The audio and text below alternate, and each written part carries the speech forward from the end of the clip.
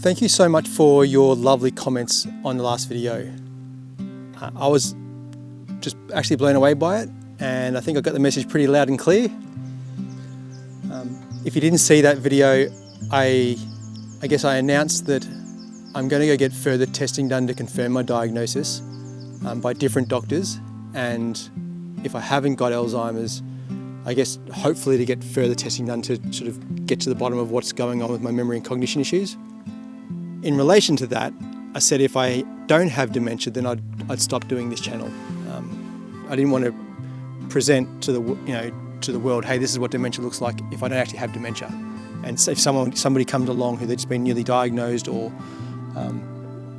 concerned about their memory and cognition, seeing me and thinking that's what dementia looks like if I don't actually have dementia.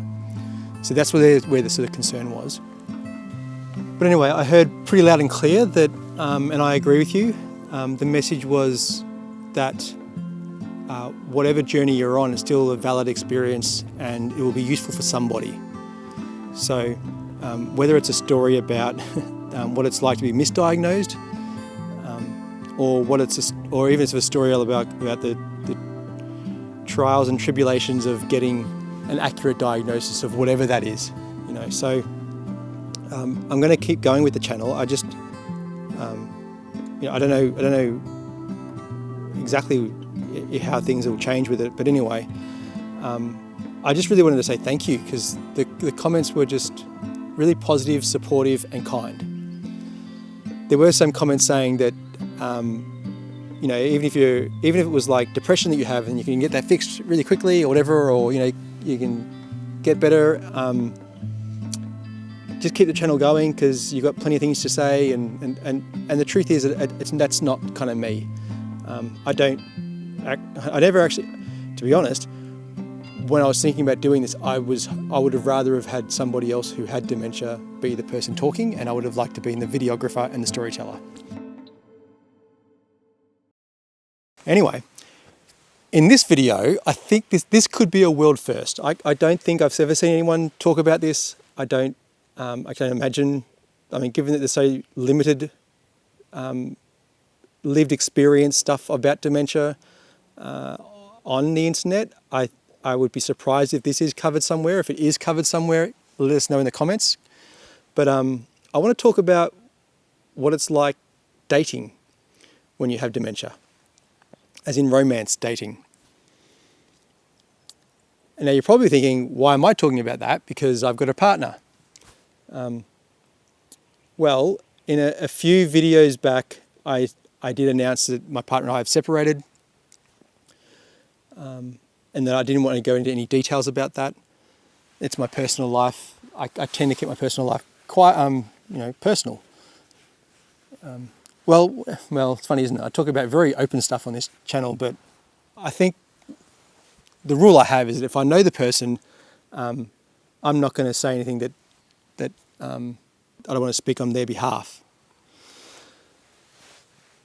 But we actually separated 6 months ago now, and I'm not fully over it really. It's only been pretty recently since I've taken her picture off my home screen on my phone. It says quite a bit, I guess, but we're good. There's nothing. It's a positive relationship. But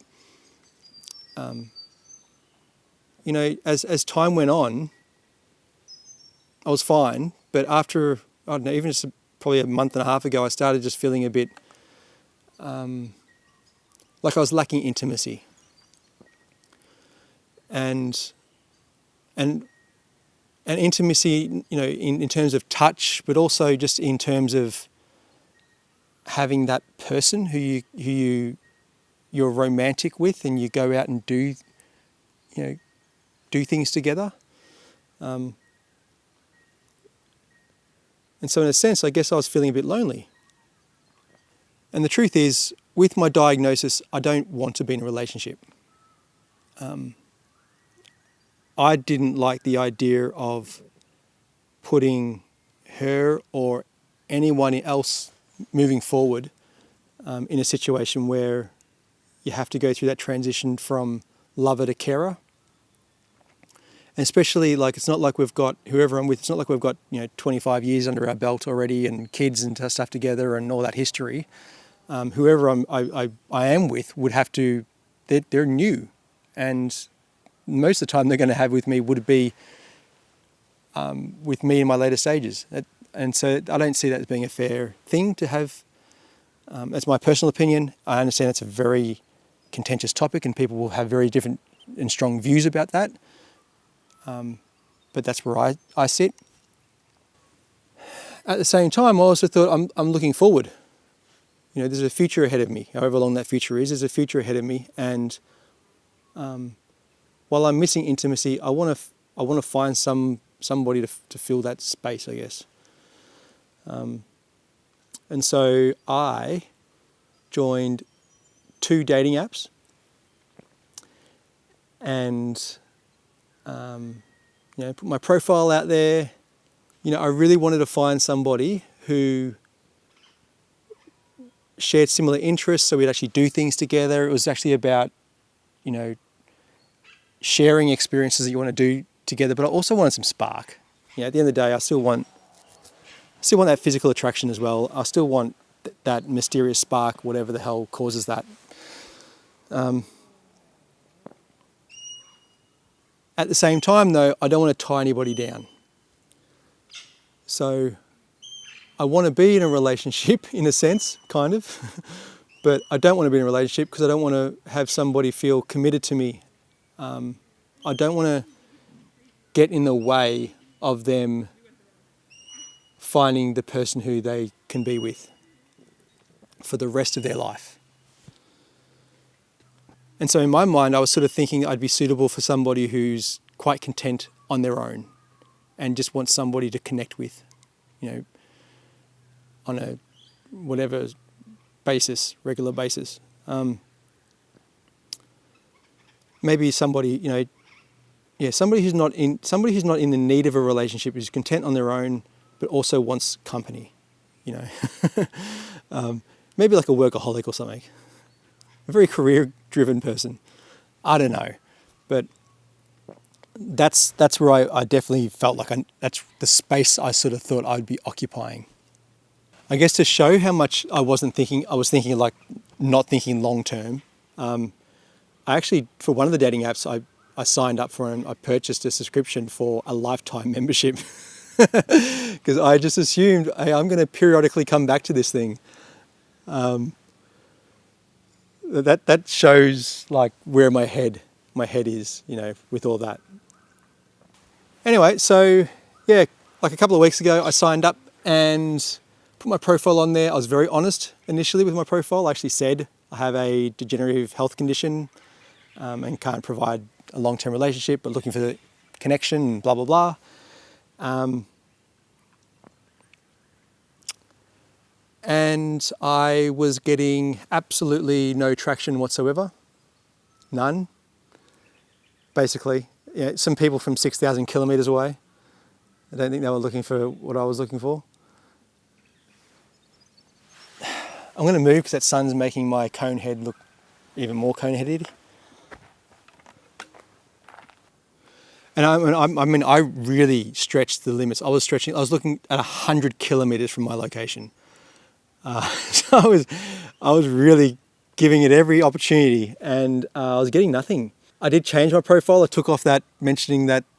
I thought you don't need to know that. It says what you're sort of looking for in a sense. So I was able to be transparent with what I was looking for. And basically what I mean by that is I didn't put the long-term relationship stuff in there. I had different goals. But yeah, I didn't feel like the actual other goals were suitable for me. So some of them, for example, are like short-term fun, unsure friends. And so I just felt like none of them were what I wanted. And I think the short-term fun stuff just leads people to think I'm looking for casual hookups. And I don't want casual hookups. Anyway, I did have a few messages from some people and we started chatting, just text and some phone call-y things as well. And I was open very quickly about having a degenerative health condition. Sometimes I'd say dementia or whatever, if that comes out sort of thing, but it was still very much like within a couple of interactions, I just put it there. I didn't want to waste anybody's time. I didn't want to waste their time or my time. The interaction I was having though, I was actually enjoying. And it made me realise, okay, wait a second, I've been sort of on pursuit of finding somebody who's there's sort of special connection with to some degree. And I sort of reached a point where I thought, actually, I don't even just want that. I want just somebody who's interesting I can go and hang out with. And just go do random stuff with. And it doesn't have to be that spark or anything like that. It can actually just be, two people who want to hang out and do stuff. So that is a friend in a sense. And I've got friends in my life, but I was also feeling like this would be really good for me to expand my horizon, meet people who are very different to me. It'll give me new experiences that I otherwise wouldn't usually do. So I also had sort of these two goals then. One was to find somebody who I really connected with and can have sort of intimacy with and have a greater connection with, but also then thinking about, well, maybe I should broaden my circle of people and find like the coolest group of weirdos to hang out with, Anyway, since then I have been on 3 dates. They were all very lovely people, very interesting, very different from each other.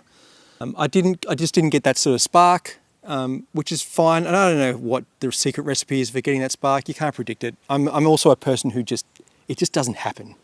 Like last time around when I was doing this dating apps thing, I went on heaps and heaps of dates. And it wasn't until I met my ex that I actually thought, wow, yeah, that's it. So it just doesn't happen easily for me. And so I don't know how long this whole journey is going to go for me now, but to find any kind of spark. But dementia has had an impact only on really one of the dates, but it did have a pretty profound impact. Earlier in the day, I'd forgotten my PIN code to my bank and to my online bank. And when you might forget something, and it's okay to forget it, and you think, and if you try again, you sort of get yourself stuck and you make it worse. And you're better off just putting it aside and then coming back to it later and it'll come to you. So I tried that technique. Anyway, it wasn't happening. It wasn't coming to me. And I went on this day. I just wasn't quite sure how much money I had in this specific bank, if I had to transfer money into it anyway. But I was pretty confident I was fine, but it meant I couldn't transfer money into that account. I went on this date. I was, doing all right. She was laughing. It was going quite well. We went to an Indian restaurant and I thought it'd be really nice to have that dish, like a large plate or dishes that they come out served for 2 people. I thought that'd be a good idea. I don't know if I mentioned that to her or not, but they brought out we thought, you better look at the menu now, and we started looking at what's on there, and I noticed they had that option, but I just couldn't understand it. And it wasn't a complex one. It was only one option, but I couldn't understand it. And the waiter comes over and I'm there and again, I don't know what to say. I just went completely, couldn't figure out what it all meant. And luckily she sort of said, we'll have that, and she put it forward. But anyway, I sort of I was like, whew. Actually, and this person here was a person who I had literally just matched with that earlier that day, spoken a few things with. She was a local, and I thought, let's just meet up. I hadn't actually told her anything about the dementia. Anyway, that was the only person that's actually happened to so far, by the way. Everyone else I've told, this was like the only time it didn't happen, and that's when, my memory, I just couldn't do it.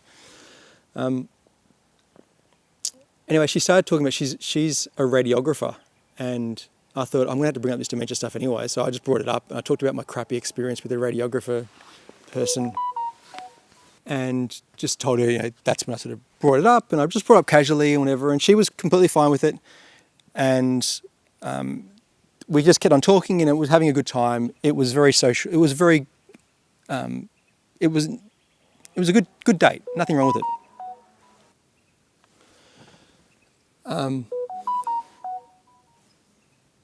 It's my daughter.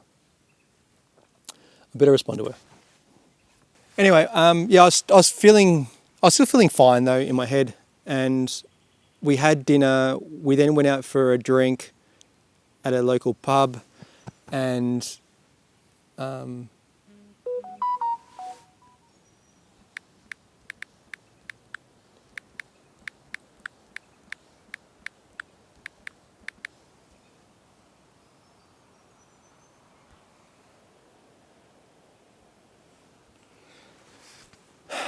okay.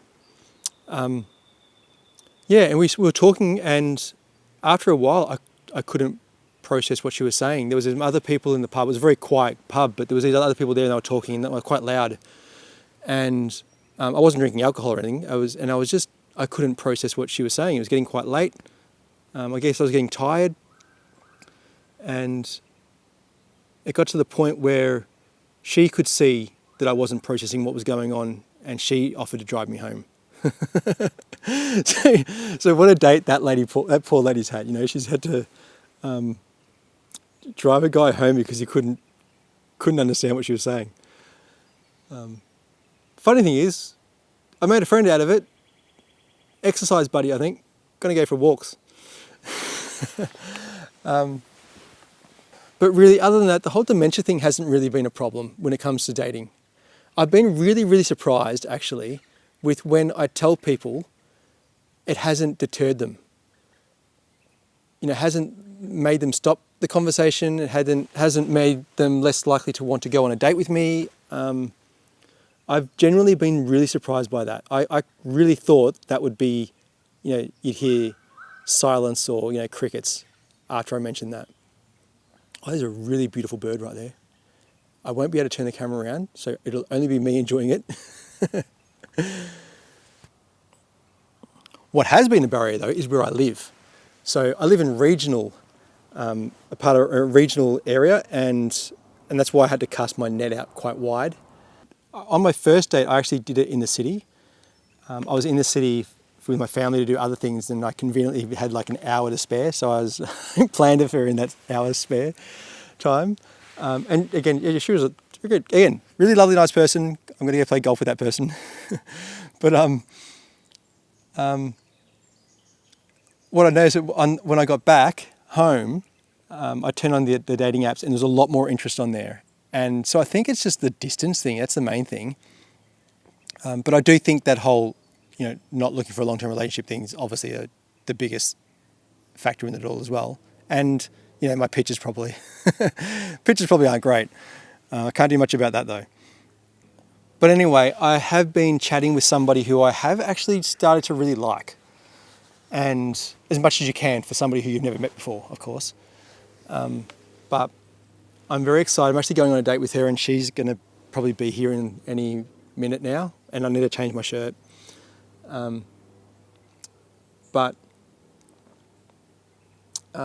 Yeah, it's weird because it's changed. It's made me start thinking, oh, what do I really want now? What's going on, Fraser? Because I have sort of got caught up in it all. I guess I think that's coming from a place of this is all new and exciting, you know what I mean? And I've got other stuff going on in my personal life, which I'm not going to talk about. And I think this is it's horrible to say, but it's also a good distraction in a way. So I think there's a bit of that going on as well. But it has highlighted to me, they're going, oh man, I do want that talking every day. I do want that. Like, intimacy is just as much about doing the dishes together as it is going to a winery together,